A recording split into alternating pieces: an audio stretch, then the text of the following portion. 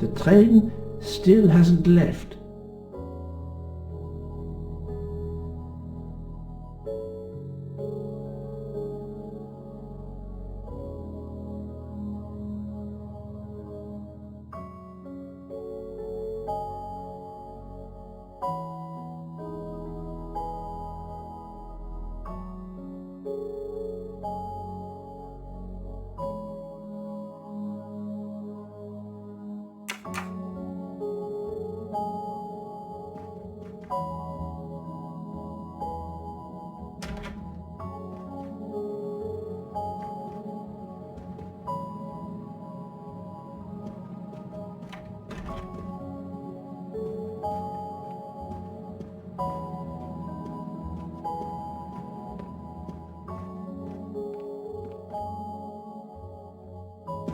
Good morning, Monsieur Michel. Good morning, sir.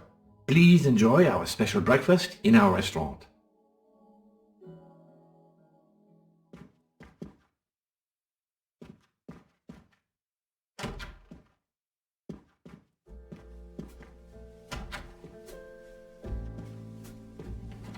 This delay is intolerable. I am supposed to be demonstrating the Firenze in Paris in 2 days. Ah, your electric car. Yes, that's bad luck. Bad luck? If I miss that demonstration, I'll be in deep trouble. Just text your people in Paris and warn them. Of course I tried that, but there is no network service in these mountains.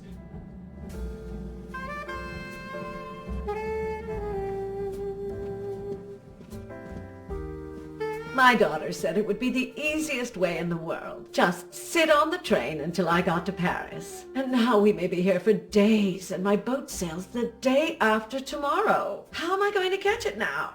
I can't even send an email to cancel it. I'm just too mad to talk about it. My colleagues were to meet me in Paris. They will wonder what has happened to me. I can get no words to them. What will they think? We have refugees to help.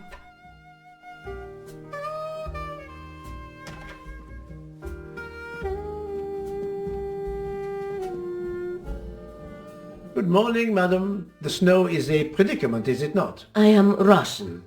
Snow is no stranger to me. Ah, the accent. Would it be St. Petersburg? You are very perceptive. Monsieur Poirot, is it not? And may I take it I have the honor of addressing Princess Natalia Dragomirov? We dispense with the old titles these days. My husband, all of my past, was taken from me by these Stalinists. When they were gone, I became director of the St. Petersburg Museum of Antiquities to restore and preserve what I can of my country's history. Still, the delay must be vexing. If I must be late for my appointments, then they will wait. I know that I would certainly wait, madame. It has been my extreme pleasure to make your acquaintance, madame. Au revoir, Monsieur Poirot.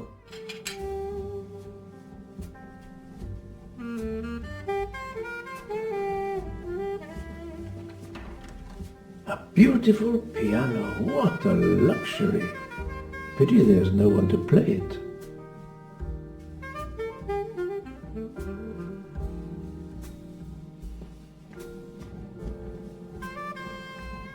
Mademoiselle, you are not concerned about the train stopping? What can one do? Indeed, this does not make the train move. You have great strength to remain calm at a time like this. I know one far, far stronger than I. And that is? Well, that old lady, for instance. You have probably noticed her. She just has to lift her little finger and ask for something in a polite voice, and the whole train runs. It runs also for my friend Monsieur Bouc, but that is because he is a director of the line, not because he has a masterful character. You don't have to have a strong will when you have power. But I suspect I did not need to tell you that, Mr. Poirot. Mr. Poirot.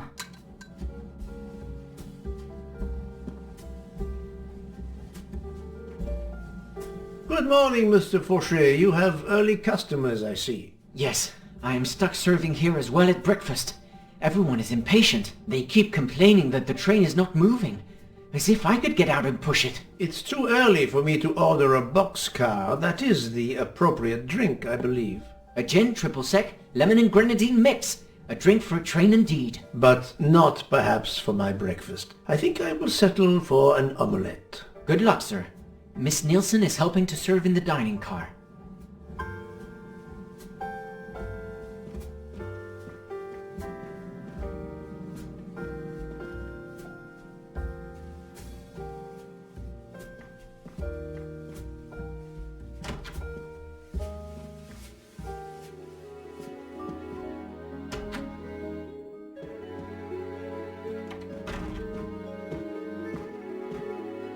How long are we expected to be stranded here? It won't do much good complaining to me. That fellow there with the moustache, he may know something.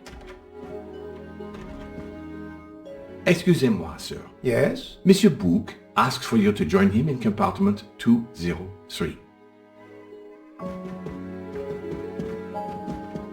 Look here, Poirot. Can you tell us anything? I can tell you the snow, it will not move aside on its own. Of course. But you obviously have some influence with Bouc. I am going to see him now. I will ask him if he has any information.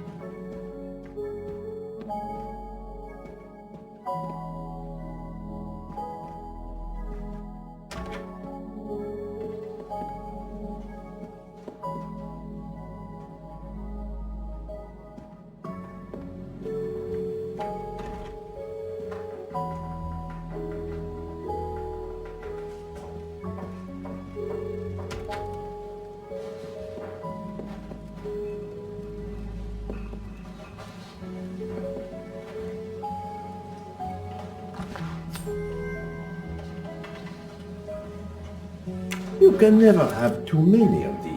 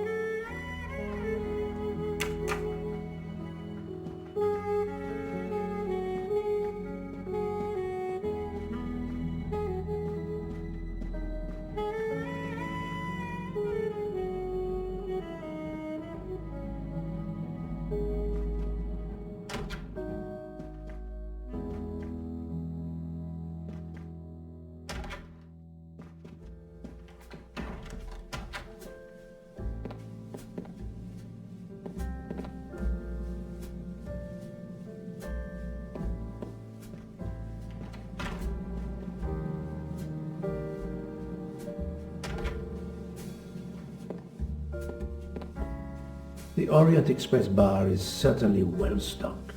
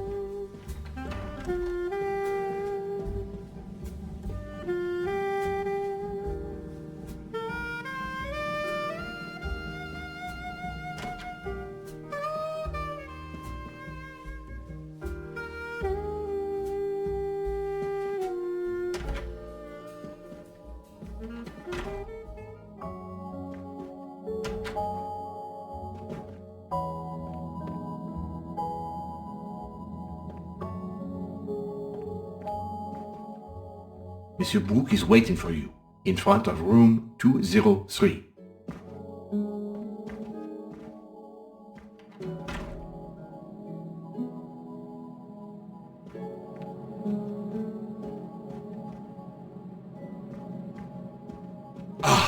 My good friend, come in.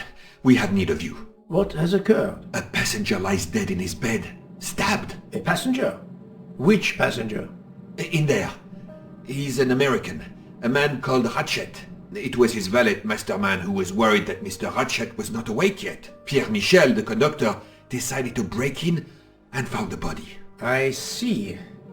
Well, my friend, I think it is best not to touch anything and wait for the police to arrive. Oh, I tried to call the police, but there is no cell tower for many kilometers. We could be stuck in the snow for hours. The murderer is with us.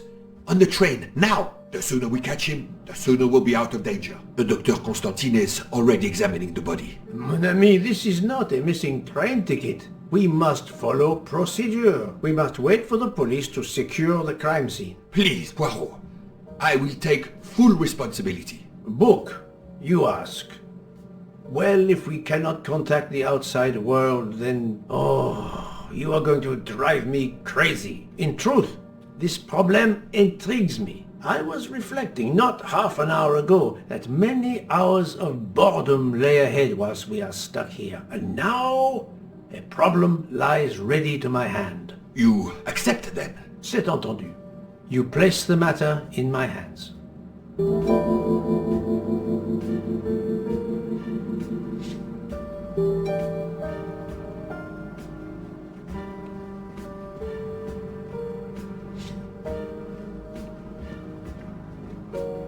Good.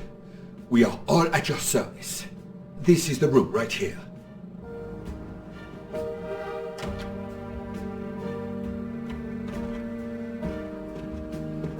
Mr. Poirot, I am Dr. Constantine. Forgive me, Doctor. You are a medical examiner? No, but I have assisted in post-mortems at Nairobi Hospital, where I am a teaching fellow. I am familiar with your excellent institution. I do not intend to perform a full autopsy, but a preliminary examination should be of some use. Of course. May I have a look? Then we can compare notes. Please, if you need any help, I won't be far away.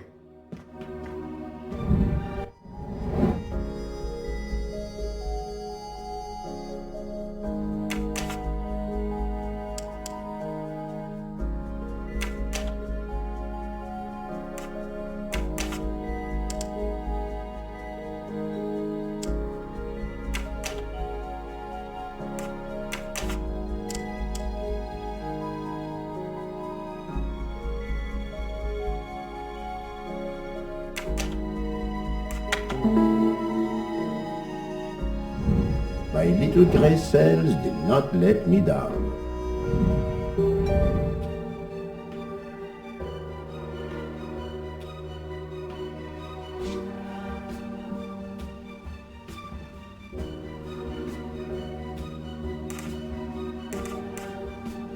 I'm sorry, Doctor, but I must question you. Of course.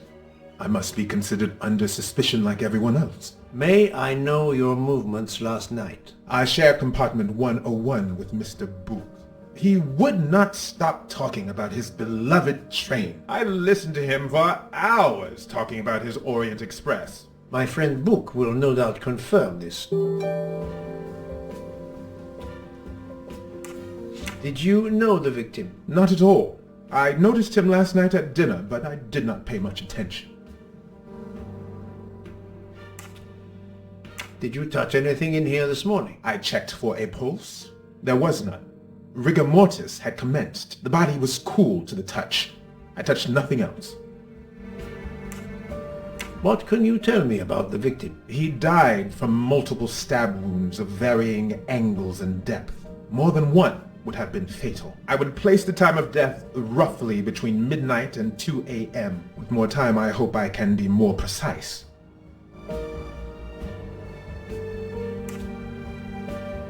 I assume the open window complicates matters. Indeed. Conditions are not perfect.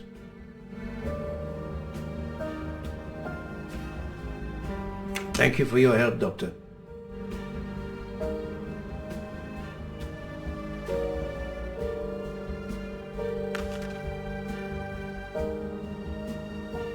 I wonder what could be in this photo.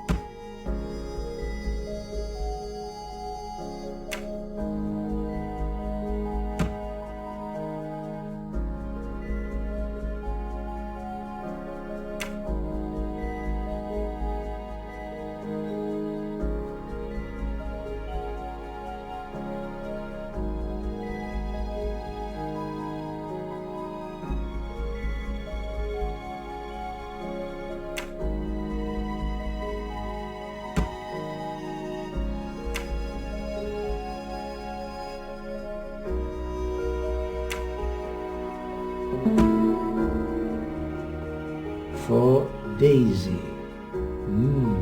Interesting. That's the right answer.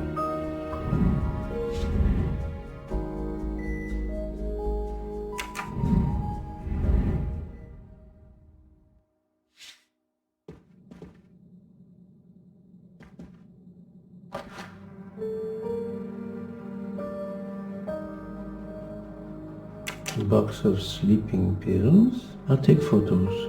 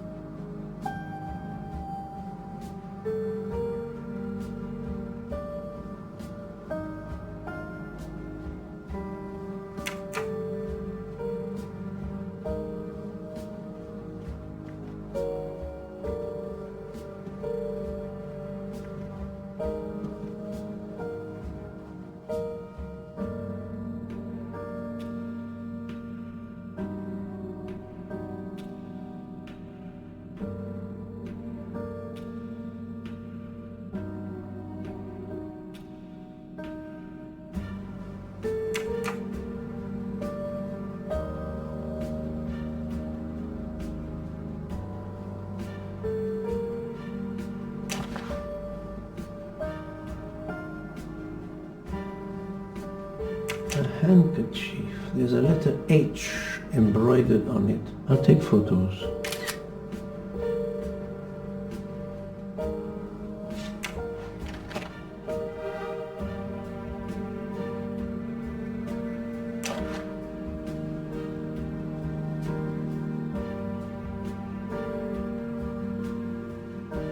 Did it belong to Ratchet?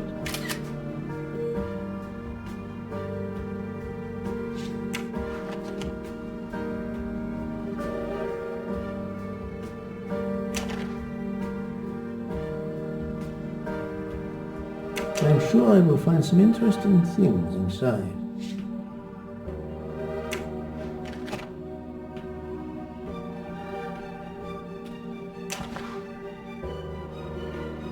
This phone was deliberately smashed.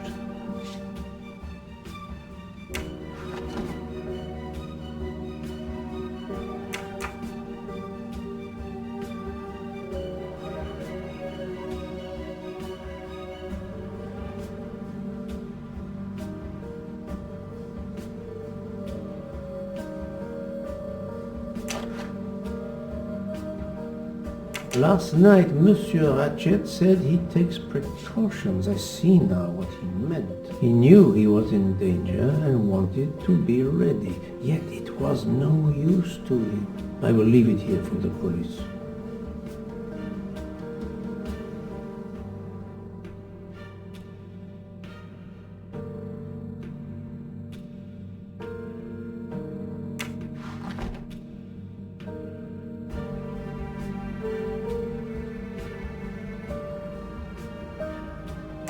As you see, the victim has been stabbed many times. Several alone would have been fatal.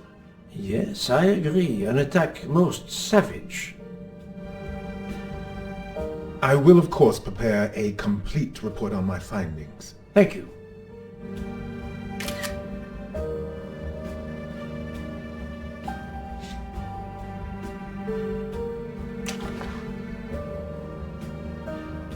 The watch is broken, the hands are stopped at 1:15 a.m. One would expect that to be the time when the attack occurred.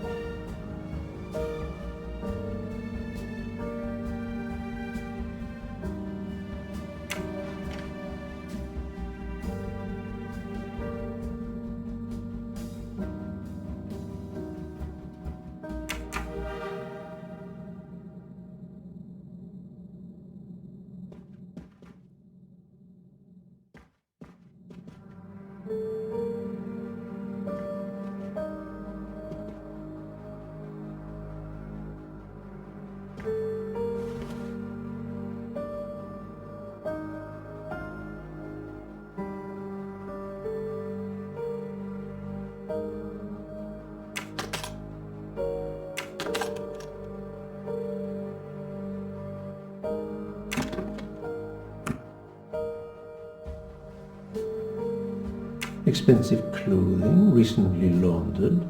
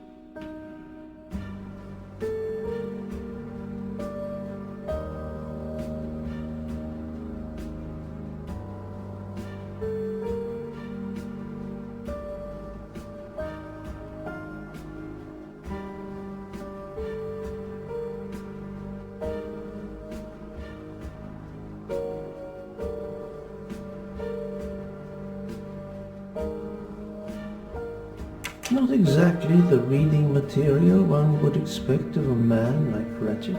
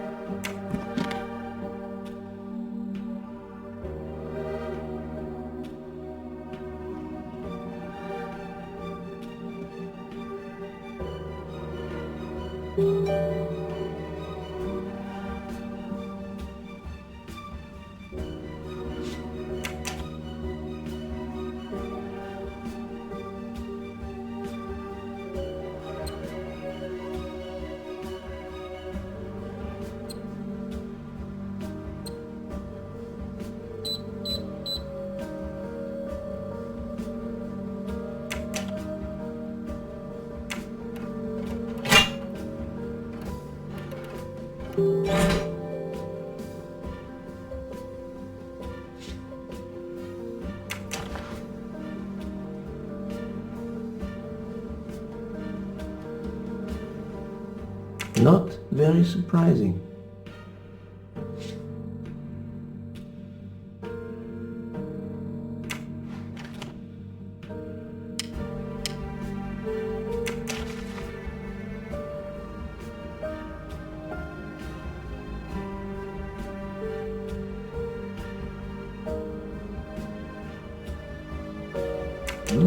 Unusual letter, this.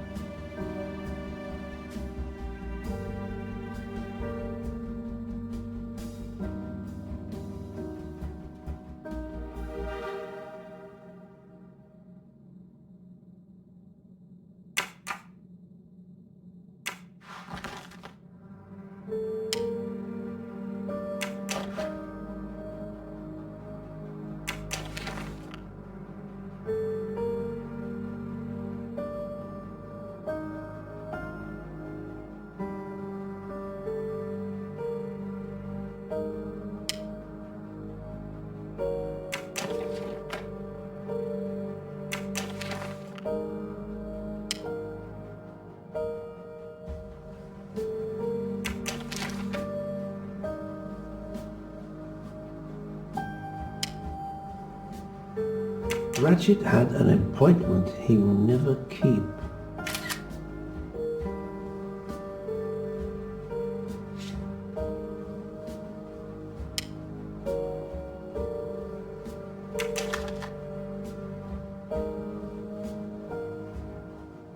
A meeting place on the back of a postcard. Someone with the initials A.W.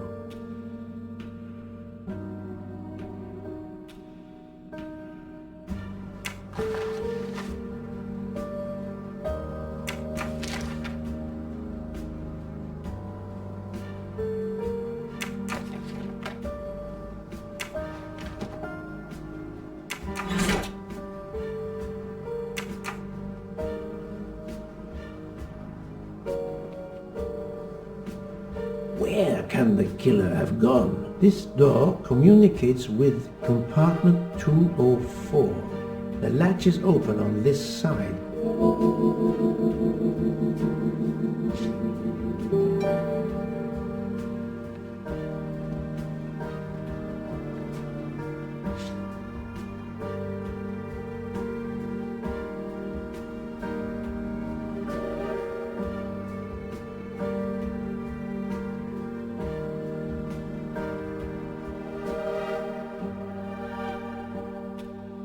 The snow is falling only lightly this morning. The murderer would have left tracks in the snow if he had jumped out the window.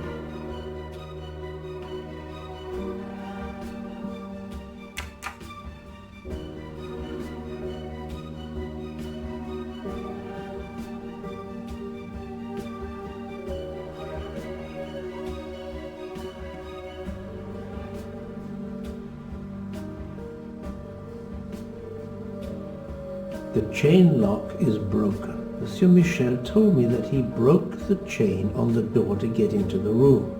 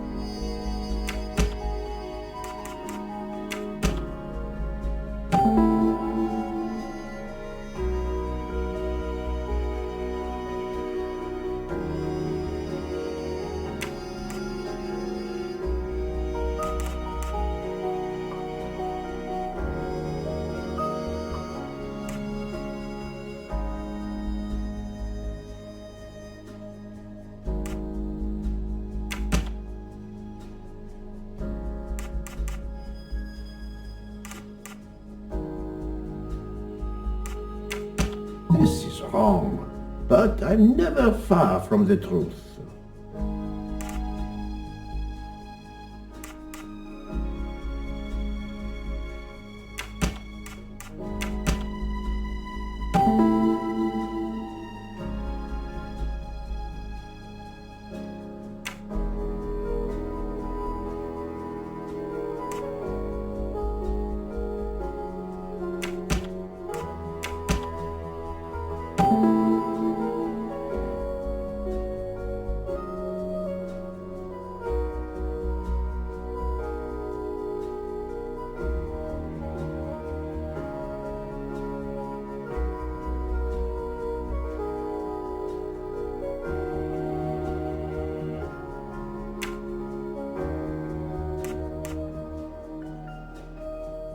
So, the murderer must have exited through Madame Hubbard's room. Et voilà!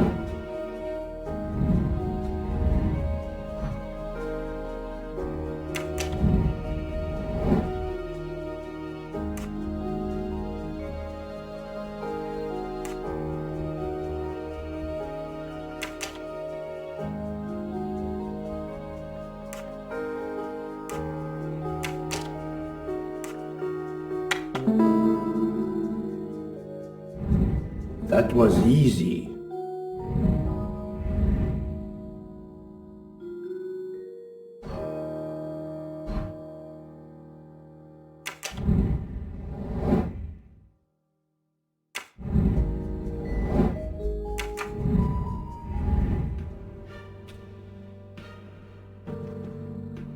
I shouldn't leave until I have finished inspecting the crime scene.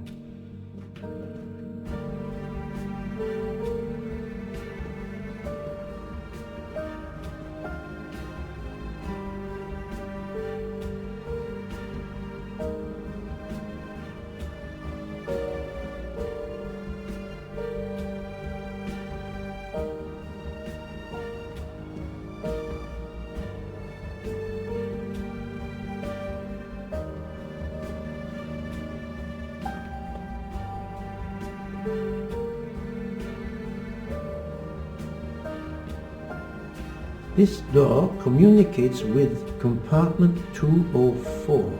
The latch is open on this.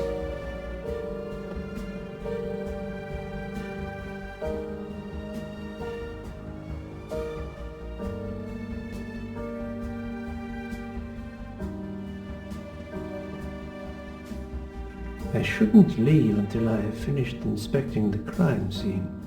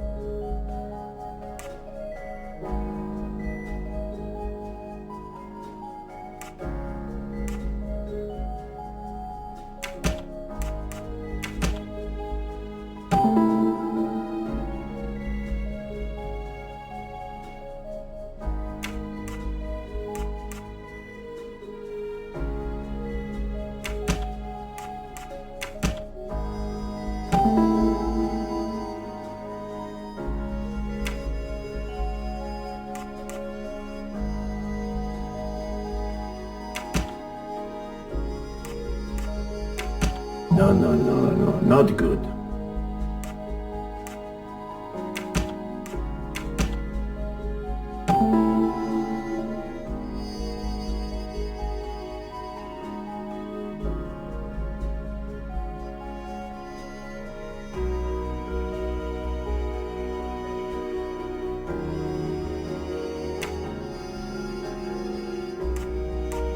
I can't imagine Ratchet taking a sleeping pill if he feared for his life.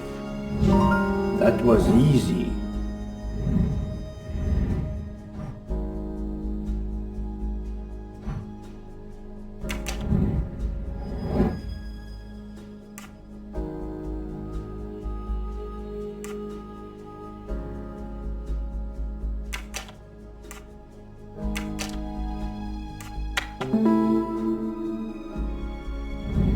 Et voilà.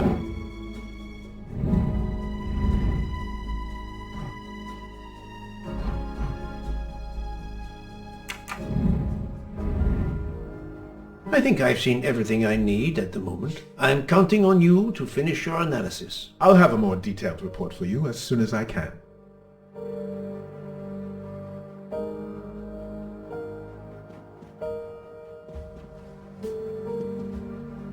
The chain lock is broken. Monsieur Michel told me that he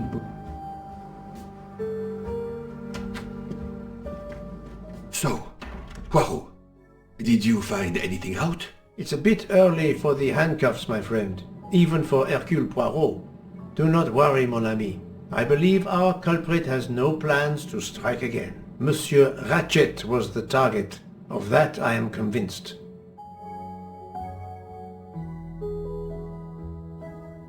Tell me, Book, how did you spend last night? This is a joke, I hope. Don't you trust your old friend? My friend, calm yourself. I must hear your story in order to corroborate other accounts. Ah, naturally. Let me see. I went to my compartment after dinner. Dr. Constantine was already there.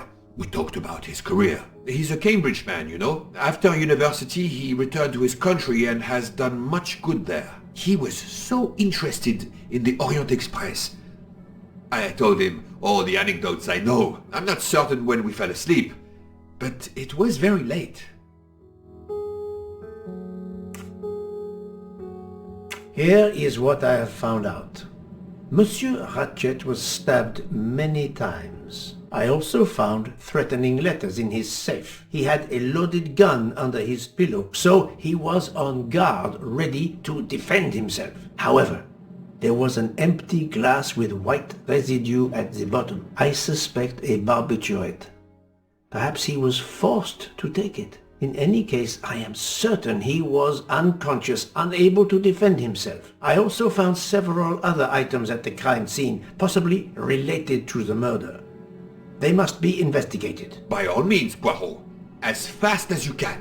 I also found liquid for an electronic cigarette, but I could not find a vape. This might belong to the murderer. This criminal is an amateur.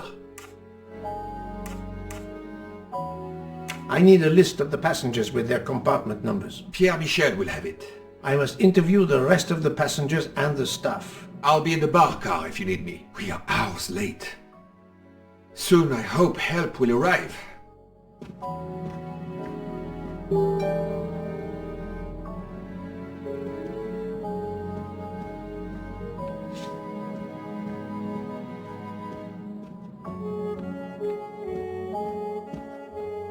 Monsieur Michel, I must ask you a few questions if you don't mind. I will do everything I can to help. First of all, tell me about yourself. Very well.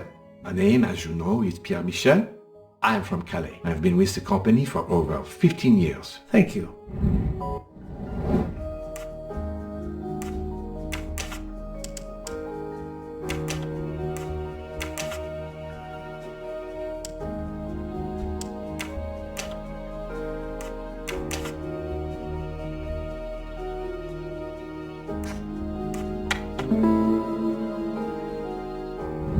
My little grey cells did not let me down.